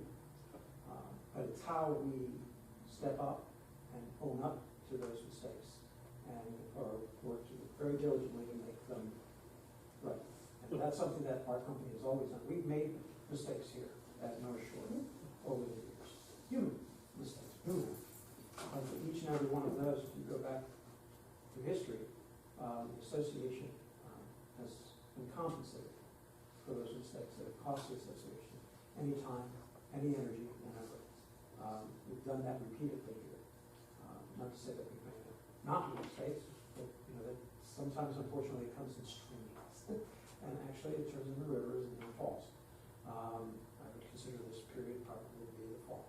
Okay, where we had quite a few things going on at once. But since the inception, not only this account, every account we've ever had, even when we felt that it was not necessarily our fault. And I'll give you a quick story, I don't mean to take up your time. We had a building that we were intimately involved with. We painted the entire building, it was $110,000 painting opportunity. The board, along with management, we were looking at sample colors because they received the approval from their association members to change the color of the building. The board decided we wanted this color. We advised them against that color, but they wanted that color. Once the first coat of paint was put on that west wing, and two of the board members were driving home that afternoon, they pulled us aside and said, "Oh my goodness. Oh my goodness." So we, as an organization, went out and not only worked with our vendor, because of the relationships, and we made an excellent point earlier about our leveraging our relationships with vendors that work at several properties. We went ahead and had that entire order of paint scrapped, and we actually paid for the rebuilding of that paint. So it's something that we do as an organization because we do realize and recognize, and when I say that in my pitches, all my sales pitches, we will make mistakes, I promise you that. Well, we're gonna make mistakes too. I mean, we're a volunteer board. None of us are professional board members. We're professional people. And we don't have the patent on this. There are some things that they did really well. There are some things that we're gonna do different. It's just our individual take on it. Candidly, I think you should get your money back from Artisan, both the refund and the credit. I don't think you guys should eat that. At the end of the day, we want to be whole. If you're gonna make us whole, the thing that I would think is, how do we have a house go 40 grand into the hole about the previous board and the current board being noted at every single That's something I that we're 3 years up, and you're gonna take that as your most significant takeaway today. And we're pretty demanding because we're trying to get our hands around this and get this property to where it should be. Sure. And we do lay heavy into show, and there was not a good handoff for show, and Diana's new too. I have to say, as we autopsy this patient, a lot of this falls into you had rather mediocre cams here prior to Catherine and Joe. And I think that's why we're in such a disorganized state. And our residents didn't like it because they came into this building to conduct business, and they were not treated in a warm and polite manner that they should. I can assure you that that has completely changed. And look, and we know, and you guys record, I mean, we have people that come in here and they're just absolute thorough assholes. And they're not polite to Cheryl and to Diana. And they're rude, and sometimes they're quite illogical. And it takes a thick skin. And we would have a hard time handling it, let alone two nice ladies. But we're in disarray because there's not good handoffs. And our residents aren't happy because they came in here and were interrupting somebody from Facebook, or we had hours posted and there was nobody here, or somebody came in to build a pool in the screen enclosure and they're handed one ARB application, and 3 months later they rejected because they should have filled it two, or they weren't given to. And those are the things that really have irritated our residents. And of all things, we're going to make this a friendly customer service enterprise. People come to the meetings and they don't wait till the end of the night to speak. They allow residents to conduct their new business as a respect and courtesy for that. If you would allow us, we'd like to heavily participate in your holiday and have a presence at the holiday event and try to bridge the relationships within the community. You can have a presence. I don't want any remuneration from you for that. I think the key thing that you all can do, all three of you, is to make sure that Cheryl has every tool to get us to where we should be today, from an accounting, from a record. We have crap at multiple attorneys. We have different attorneys double billing us for the same property. We have attorneys billing us $10,000 to collect $1,200. It's a frickin' mess. And she needs to get up to speed on that, and we need to get our hands around that, as well as the deficient properties. We need to wordsmith these letters going out to our residents. If you don't pay us on this date, you're gonna owe us $180, not $120. Like Don says, we need to be more overt with that. We're trying to get this newsletter out and all sorts of things from our side. You guys do this at a lot of properties across Orlando and Florida and the nation. We need a little help with our website. We need a little bit of help with our newsletter and maybe Facebook page, because we want to communicate to our residents. And those are things that we had actually thought you guys could bring a lot of confidence to us with. We have at various locations. Yeah, and once again, we don't need to reinvent a website, a community website, or a Facebook page. We're more than welcome to use best practices from similar engagements with other properties. You know, we want Cheryl and Diana to concentrate on taking care of our residents and the business aspects of this. And we don't want to be involved, and we don't want to micromanage this. And I could tell you candidly, we all think we're spending way, way too much time from our side as volunteers. So, you know, hopefully in the next 3-4 months, we get the bad blood out and can move along in a aggressive and good manner. We appreciate that. Super. Mr. Baker, you're remote, so I can't see your body language. Anything else you want to cover? No, I think you got it all covered, Dave. Good. Hey, we're going to go through the Christmas party funding, some of these fees and waive requests. We have a quorum. You can stay on as long as you desire, or you can drop off, whichever your day dictates, okay? If you've got quorum, I need to move on. Thank you. I thought so. Hey, John, thanks for your contribution, and thanks for your courtesy. All right, talk to everybody later. Thank you, John. I have a quick question. So, like, when you were talking about the ARD applications and people filling those out, are the ARD applications fairly standard across multiple communities, or are they individual?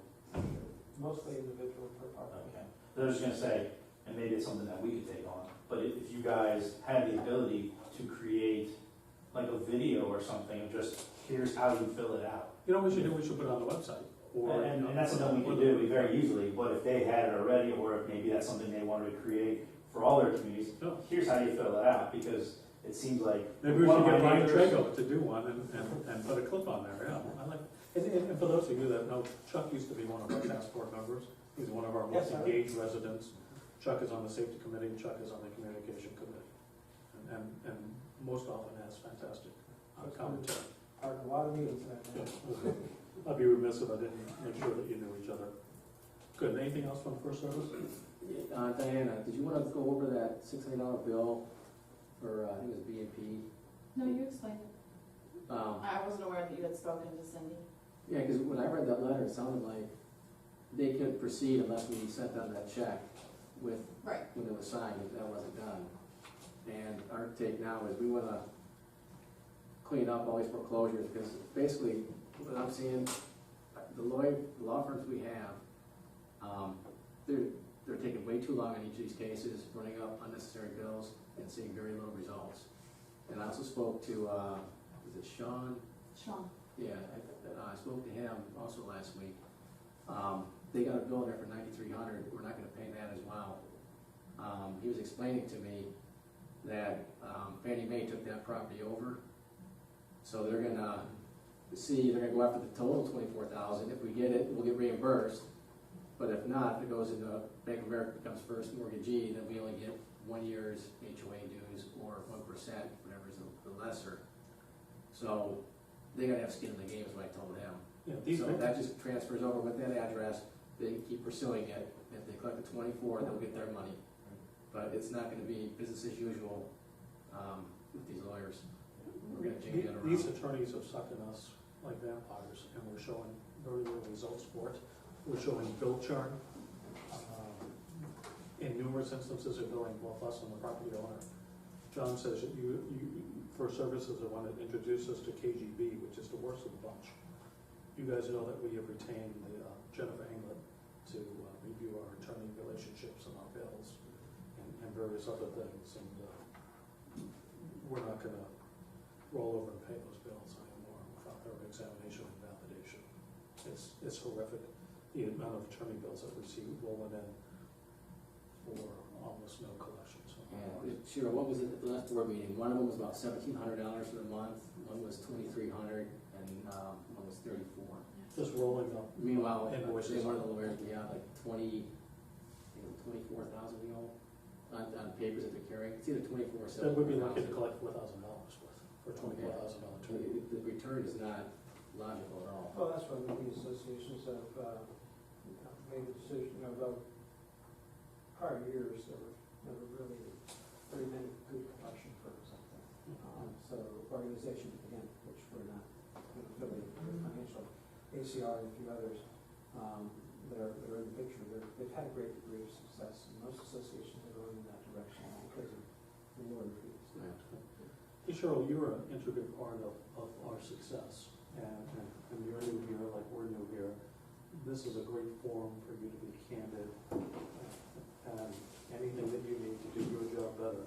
We've got the whole executive group. I know that you dialogue with probably all of them individually, but we're relying on you to be super successful.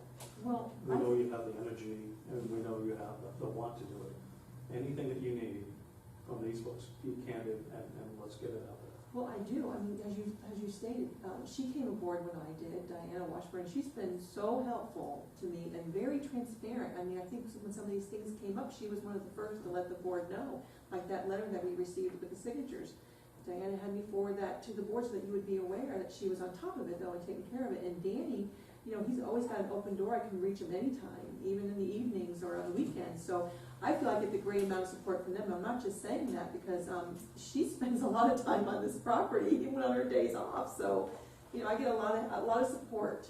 I'm sure that they appreciate your compliments, but from a back office standpoint, from a technical standpoint, there are days that I come in here and you and Diana are locked out of some of the exchanges from an IT standpoint that you guys can't get in.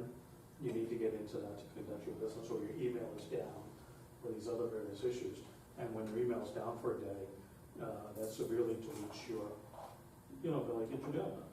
You always have plenty to do, but, so from a technical standpoint, let's get it all out there. Well, I'm being really honest here. I have no problem with getting it all out there. I gotta be really honest with you. And you always have, The things that I'm hearing, I'm kind of shocked.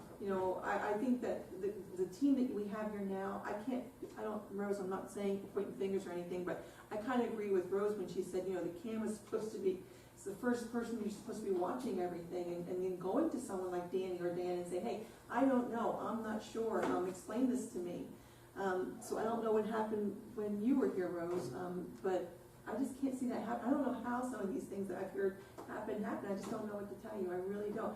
Like I said, I was on the phone with the accountant just yesterday, and she already set up a spreadsheet, even though we only have one HOA home, so that all the expenses, buying the refrigerator, the cleaning, the maintenance, everything that the bills are coming in are going to go on that same spreadsheet with the same GL code as the rents that we're going to be collecting. So they're very accessible. Okay. Well, you know what we want. Yes, I do. And even more than knowing what we want, you probably know what we need to do a good job. Things that are unforeseen to us. And if there's anything you need, whether you do it in front of us or you sidebar with them, we don't want to come in a month or in 6 weeks or 8 weeks and say, what's our status of delinquency? Mm-hmm. What's our rental ledger? And have you say, I'm not getting it from court. So whether you do it individually or collectively, or when we leave, you meet with the people that can facilitate all the things that you need. It's the time to do it.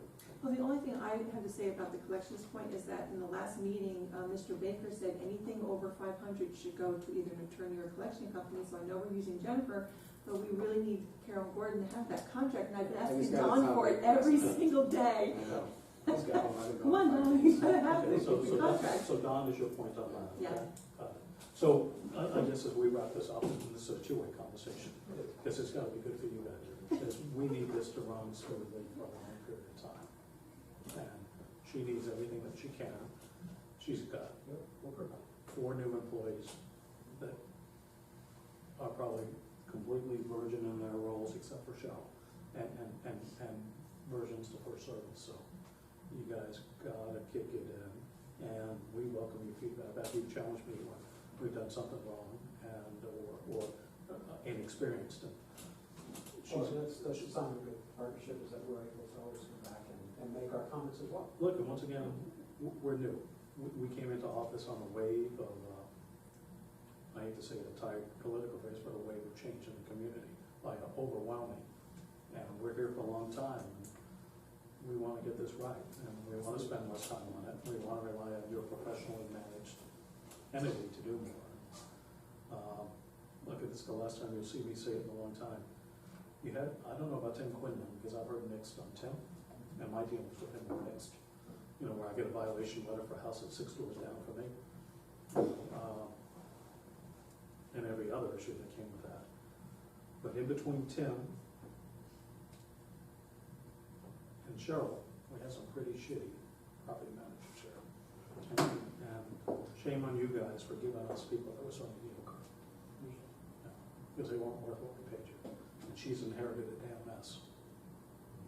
I won't bring that up again for a while. Can I take responsibility for that? I pledge to you. And not only would If I I leave it to other folks these days, because, you know, I figure maybe I'm done sure that I was, gotten to a point where I was beyond my game, so. if people put up with Elway and Theismann, who were idiots, but they were successful. Very. I can't tell you the overwhelming consensus from our residents, how much they hated Lawrence and Maria, or however she pronounces her name. They came in here, and it was like you were interrupting their Thanksgiving meal. And that was the perception of the community. We have people that want to come up here anymore. We have people that want to come to board meetings anymore. And we're going to change that whole attitude, for sure, okay? I've said my piece. Hey, can I ask one more question? You had said that it's taking you 10, 15, 20 hours a week. So as you asked her to give them some stuff, what is it that you need to lower your hours from them? I don't know if that was necessarily expressed. Like, is there some time suck? And we'll wait till Cheryl comes back for something. What now? I'm sorry. No, I was just asking, like, how he asked you to express to them what you needed to be successful. He said he's spending 15, 20 hours a week. And I think So I was that's, asking, yeah, and that's a good point, Chuck. You know, once again, you're really perceptive. I think part of that is a new manager with a new board, and we're not at the point that we're intuitive to each other yet. You and Diana don't have to ask me anymore when someone's having an estate sale, they're moving out of the community sale. We can't enforce it, we can't go after them. I'm not gonna micromanage it. Diana just likes to call you and ask. If I say the fountain's broken, I know you're on it, I don't have to check the figures. We used to get a report, whether it was good or bad, from Catherine every Friday of the week in one little summary for the whole board. You're probably too busy to do it, but when you catch your breath, you can just give us a little summary. Randall probably doesn't want to be bothered with too many things. Yeah. But outside of that, that's it from my standpoint. We have to do something. I can't spend 2 nights a week meeting the off-duty deputies for no trespasses. So we'll have to do a workaround with that. And I want to start inviting Rod from the verandas into the meetings and jointly collaborate Okay. with. That's our first service rented property. The condos are in trouble. He's got $400,000 owed to him. We want to work with them. They're part of our family, just like the golf course is, but even more so from the condos, to jointly collaborate. We've announced a new landscaping company. He can piggyback on that, maybe save a few bucks. He didn't realize that we were shutting the gates down for people who are in arrears on their dues. Anything that can help him collect his money helps all of us. Sure. And we need them to be successful, more than we need the golf course to be successful. So, and we're doing a lot of meetings with the golf course, as you see the positive mode. We're on this. I'm glad you are, David. Finally, I saw where they painted that wall, although they didn't go all the way down. Yeah. But I appreciate it. We tried and they just ignored us. Yeah, he didn't have a good dialogue with Lauren Wheeler. He felt No, like I know. he felt like she treated him like an employee, and I'm being polite. Is she went in there and dictated to him and Robbie the way things were gonna go. And he's asked us for some stuff. He needs some signage, and he needs to be successful in it. As you're seeing at Eastwood, if the golf course fails, it dramatically hurts all of us. And we agreed, the other board said the same thing. He was the first person to agree to support us on giving in the community, which we're hearing could increase property values tens of thousands of dollars. Sure. We're proceeding with that. Sure. We're talking to him about maybe building a big big clubhouse with a restaurant and supporting him at a resort. So he just wants to be part of the family, and we're going to give him space in the newsletter. And every new resident of North Shore gets a free round of golf. That's So all awesome. sorts of joint, mutually beneficial collaboration. I think So, that's great. yeah. We tried it with him, he tried it, and people just didn't. Again, you have to remember, we were at the recession time, people didn't have the money to go and play golf. A lot of things occurred when we were on the board. He actually said he made a lot more money during the recession than he does now. Because he told us he wasn't, and he was hoping we would take care of it for him. Yeah. And we did the best we could. Well, Don's a pretty good reader of our documents and covenants, and reminded him politely of what his responsibility is. And you weren't at the last board meeting, the golf course has won the landscaping contract. Oh, good. We haven't announced it because we don't have a degradation of services for right cut, but now we have one neck to choke. If there's a big patch that's uncut, if there's a pond that's unmaintained, it's all his responsibility. And we have all our tree trimming taken care of, Great. all the tree trimming. And you hear everything. And they're here every day. Yeah, so Very we're gonna try that, but we also give them a very short contract, only 6 months, if we have to pull. Oh, And then we've got 2 good co-bidders, so. sounds great to me. I'm Yeah. glad you're able to do that. Super, so, you guys are welcome to stay, we're gonna wrap up a couple of line items very quickly. Maybe you can resource the show after we leave. Great, Cheryl, let's walk through your list, please. Okay. How much for the Christmas party, that's easy. She would like 5,000, up to 5,000, between 3,000 and 5,000. The social committee would. And that's the same as last year, do we know what we have in reserves from renting of this room? Well, as of September, you spent 6,596, but you were budgeted 8,000. So In it's- 2015, it's 7,920, so she's gonna have it in So December. we're 1,400 remaining in budget. How But the much, budget is different than No, what the she budget, collected. Max, how much have we collected from? That was all the same GL, it's under I know. party, But how much fund. we had more rentals this year, how much have we collected? That I have to go look at. Okay, on your income side, we have a line item for the $8,000. And then what we did is we put it on the expense side of 8,000. And depending on what came in, is what we used from the rental. That's what I'm trying to say, it's all in the same GL, it's all in the same GL account, so that's the total right there on the financials. Okay, next year, let's take the GL and let's explode out rental income of the space. So Okay. we can monitor that through the year, okay? We're gonna have hundreds of people, 300-400 people at this Christmas party. I'm in full support of budgeting $3,000 to $5,000 from our largest annual event besides the 4th of July party. I know it's probably a little bit more than we would normally give, but it's late and we don't have all the details. They put a bit of work into it, and I make a motion that we budget $3,000 to $5,000, not to exceed $5,000 for our annual Christmas party. I second the motion. Any discussion? All in favor? Aye. Aye. That carries with the 3 present board members. You can let them know. I would be happy. Chuck volunteered to offer his tent erection expertise to them. Did I? We did, back at the 4th of July party. We've got that. Okay, how about this palm tree? In April 28th, she was charged 1,000 by the finding committee. That's the lady who keeps still calling my house. Yes, this Her is- agent, right? Yeah. Well, it's her aunt's house, Yeah. and she would like me to waive that fee, because she has corrected it. I did go by the property, and she gave me a receipt as well. But she ignored months and months of notices. So we have each looked at this individually, and here is our, she owes us $979, correct? Mhm. This is our one and only appeasement offer to her. We're gonna find her $100 for ignoring the numerous correspondences that were sent to her. Okay. It's her fault that she has not provided a timely and accurate forwarding address. And then we paid for a service, $100 in collection cost letters and fines, and she's gonna pay that $100, so we don't have any out-of-pocket money from the community. So we're willing to settle for $200 of the $978.53, and you can tell her that's a $100 fine for ignoring numerous requests, and $100, which is our cost, dollar for dollar, for the collection workers fund for service. Okay. In addition to her continued, for $200. Okay. If she doesn't pay that by the end of this year, the entire balance is fully shown. Okay. Yes, sir. Okay, that sounds good. So this is how we got, this is the, That's the final letter. This is how it looked. okay. So, it's a correction equals for every 24. No, she wasn't at Let's the take go to March the first. April. Hey, and by the way, pardon me, so while we're at that, because she ignores all of her letters and correspondence, she's been doing an auto deduction of $97, even though our dues were $85.55.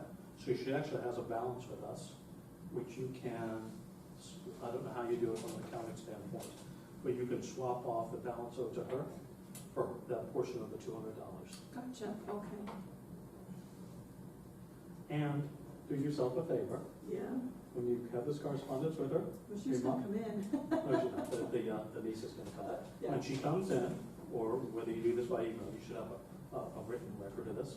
Remind her that on January 1st, our dues adjust, Yeah, even though we all got our coupon book, okay? okay.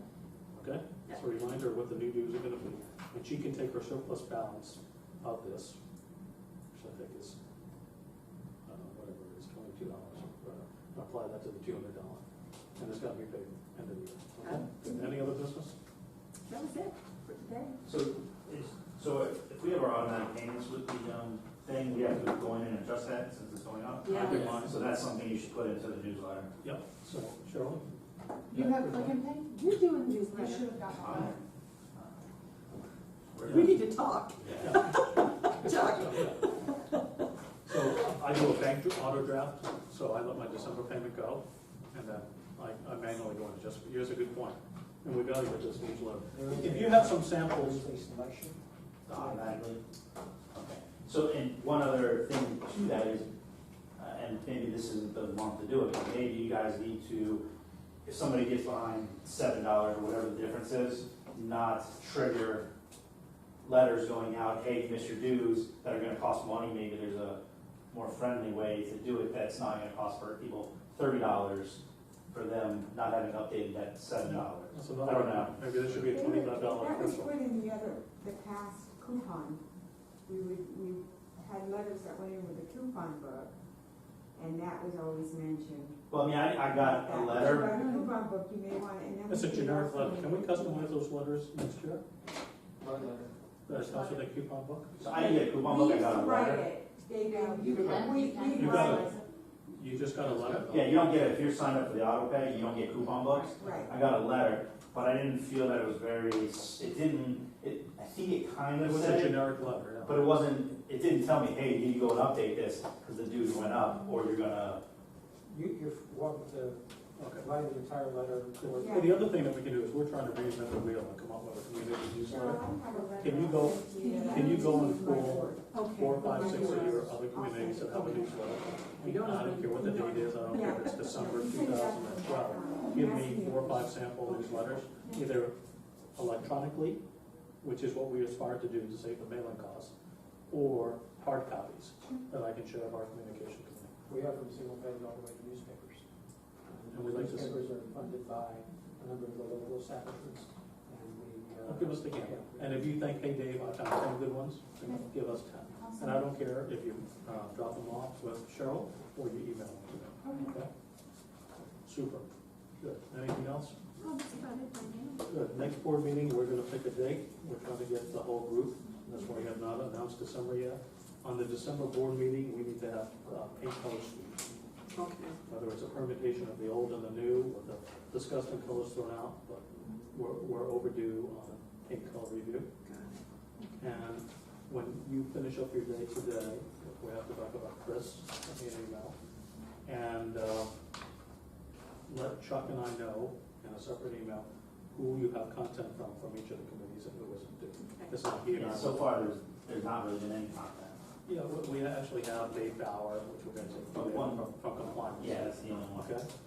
So let us know, just give us one more catch-all reminder, okay? Okay. I had an update or some questions from the communication committee, and apologize for taking time. And A couple ideas would be, one, to have either a monthly or quarterly, best yard type thing.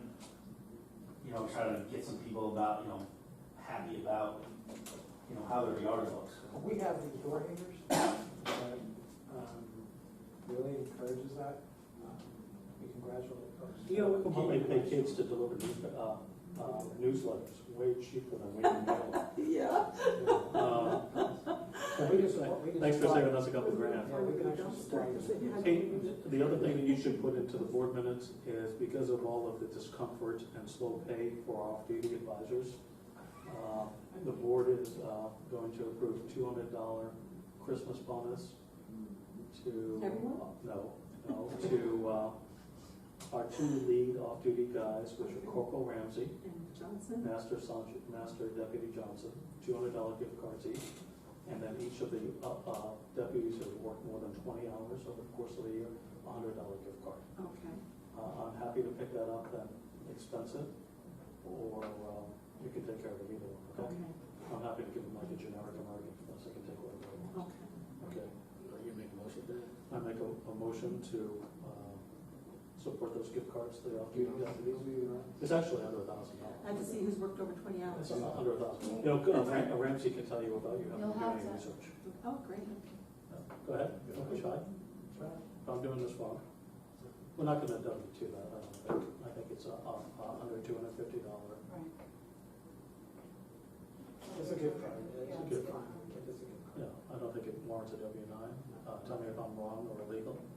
You wanna talk to the chief first? You Yeah. wanna do that? Well, we talked, I know Captain Meade, who runs up.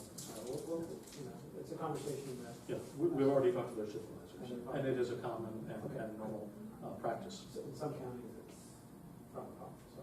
It's a common, yeah. Yeah, we do it in our business with them as well.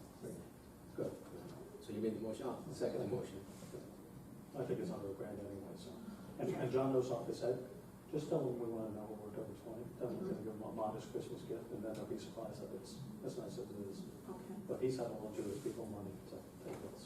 Good, is there any other business before the So, board? I'm sorry, you guys didn't vote on Okay, it. let Rose talk first. Yes. I wasn't sure if she wants to discuss this. Yeah, or something else. I just need something clarified. I wasn't quite sure, when you were speaking in regards to the checkbook. Okay, if it's on the gift cards, let me finish that. Oh, I'm sorry. Okay, all in No, favor of I the had no gift cards? questions on this. Aye. Any opposed? All 3-0. Thank you, sorry, Rose. I'm sorry. On the checkbook, I wasn't clear on it. Are you going to bring in a checkbook here or? We have made a motion for the board to have local check writing authority as needed if there is ever an emergency or a vendor that is critical that has not been paid in a timely manner by Avenue. Okay, so you're going to have a paper checkbook in here so you can do that. It should already be here. It should And we have it, already- and it requires the signatures of two board members. It's not here yet. The bank, I just got an update from our banking department yesterday, they're being mailed, as we speak. The bank, was going back and forth with themselves if they wanted to waive the fee for the checks. As I should for Right, a and they significant did, banking right, relationship. and they did, and I just got updated yesterday that the checks, the temporary checks were sent to our corporate office in Hollywood, and as we speak, they're being sent to us. And under So full, you're gonna and have under a openness cash and, type of under checkbook? openness and full disclosure, Rose, we lost two of our best deputies because we couldn't pay them on time. If we have an emergency, or there's a hurricane, or First Service cannot demonstrate that they can pay essential vendors on a timely basis, the board has approved and passed a resolution to allow local check writing authority with two signatures, one of which has to be the treasurer, and it could either be myself or the vice president, for essential. It's not gonna be a normal course of action. It's not gonna be recurring. We hope that we never have to do it because there's significant accounting, back office stuff that has to go into the ledger and to accommodate checks and things like that. But we won't have it for an emergency. None of us have ever used any of the bank issued credit cards. Actually, we've never received any of the issued credit cards, and we don't have to. We never had credit cards. So- There's none that I know. Check cards, yeah. We never had. There's none. But we passed a resolution and we did signature on it for it, but Signature cards. but they've never passed. We don't wanna do it, we don't have to do it, but if we get the next invoice from the deputies on December 1st, and they're not paid on December 20th or 24th, and they want money for Christmas, we're gonna make sure that they get paid in a timely manner. Okay, You wouldn't so wanna the go, bank the bank statements are going to be issued to your accounting department I don't and have put a clue. into the financials on a monthly basis, correct? It will be listed on the financials, I mean, on the bank statement, so. And the bank statement will go into your financial package? It'll be the same bank account, so the check will show up and reflect on the. Okay.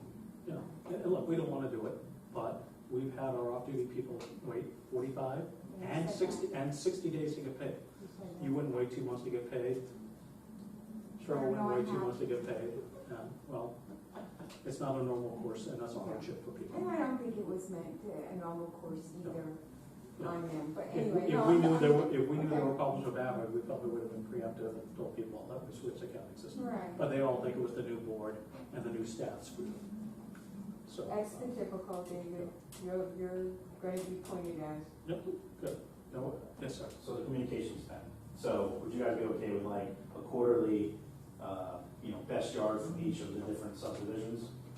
Is that something? I don't want to be involved in No, the selection, obviously. but yeah. But, so maybe like the mechanism would be if you could, as you're going around, You have a grounds. We could do it. you go around on a regular basis and review homes. So if you could just make a short list of homes, of like, here's the good ones, and then, some committee could narrow that down. That's just, It'd be nice to have workshop too. Right. so then we're also thinking of maybe doing like a holiday decorating contest where we would put get people to put in nominations and then have a vote on the website. That's holiday decoration, sure. Yeah. We could put them on the Facebook page and take likes as our vote. Hey, sure, what's going on with the chain link fence? He's gonna be back out, the rep from code enforcement is coming back out on the 23rd, because the gentleman never responded to his letter, so I'll know after the Can 23rd. you remind them, tell them, we went by it on Friday, Director King and I, and there's been zero. I've talked to him, but he still has to come out himself, he said, so. No, okay. Just tell them nothing's getting done, and the sooner the better, please. Okay. All right. Yeah, we promised to take care of that. Well, he had a certain amount of time that he had let the owner comply Yeah, with the Orange County's letter. just stay on his comment. So the communications committee would also like an email address, if there's not already one, so either communications@northshorelakepark.org, or we could establish a Gmail. So that's why we wanted a unique letter. We want to remind people to make sure that we have a valid email address for them, as well as we're gonna change the gates for the long distance calls, so that's why we're hoping to get an insert in that, so. But I think we should do a 4 times a year, fall, spring, summer, So, winter newsletter. but can we get, is there a way, I mean, I know there is, but how do we go about getting an email address for We North can Shore? set it up, maybe. Okay. We're also wanting to know and make sure, because it's been mentioned before, that some of the different email addresses weren't going anywhere from the website or whatever, so has that been That's- that's rectified? For the board, I did that already. Yeah, I can take care of the next day. Any That's a long time communications? ago. And we should do an email Make address. sure. Let's do a email address for all the committees, communication committee in North Shore, ARB in North Shore, compliance, and it can go to any person who's current on those committees. Okay. It's probably gonna be a little bit of work to maintain, but I think we have our committees locked in now. So communication will go to you, Chuck, and everyone else on that committee.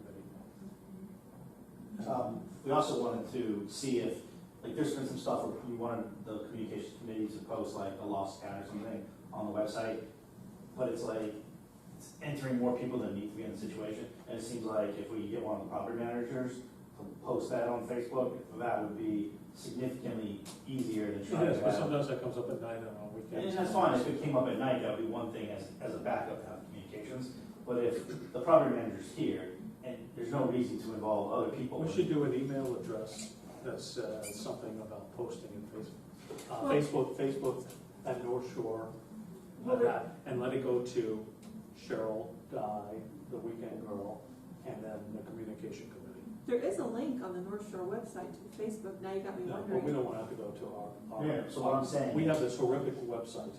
Yeah, Even we as board members can hardly navigate our way around the website. that's true. We started cleaning it up yesterday at our meeting, Okay. so hopefully. So what we want to have is an email address that says Facebook at North Shore for people to submit posts to. And the first one that grabs it, whether it's you or Di or it's 7 o'clock at night, when someone loses their dog, we don't want to wait 3 days to get a picture of the dog on. And the first one that gets it just says, I got it. Yeah. The review post on there. Or, yeah. That's what I'm trying to say, there is a link on there I can put for your Facebook page, and then it can go to so many people if you want. Is that what you're trying to say? 'Cause you have a link there So now. to put, like, to actually post something on Facebook. So like Facebook, there's like a wall or whatever. So lost dog with the information. Right now, there's like an email that goes to like 5 people. And I can't post them. So it's And really then nobody ever ends up posting it on Facebook. So there needs to be a mechanism, and it sounds like Billy's it trying seems like it to, would be easiest for you to do it, since you or whoever the property managers are here during the typical times that people are posting about. Billy's lost trying dogs. I just need authorization, because you Okay, have we me can do blocked. that. yeah, You have me Billy, blocked, yeah. You're not blocked. It's, Well, I can't post anything on there, like. well, we can set that up. Billy is I'm trying to, Billy's trying to eliminate all North Shore related posts from his website. Okay, you just got, as the administrator, give me access. Absolutely. Yeah, I'm sorry you guys have to stay for our minutia. Anything else for the board? Okay, Make a motion. Good, it is 1:58. I'll make a motion that we close this board meeting. I second. All in favor? Aye. Aye. Aye, 3-0. Thank you all for coming. I'm glad that we could share everything. Thank you. That's what Cheryl donuts. Yeah, Don, sorry, says we have no donuts.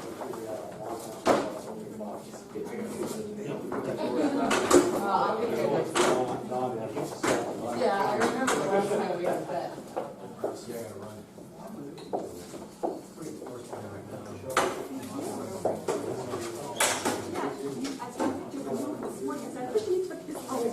Set the file, I didn't want to put it in my bin bag, so it got rid of it. Letters of appreciation. Ranked highest in his class. For 97 higher Taylor the water. Rose, thank you. Chuck, thank you. You vote? Yeah.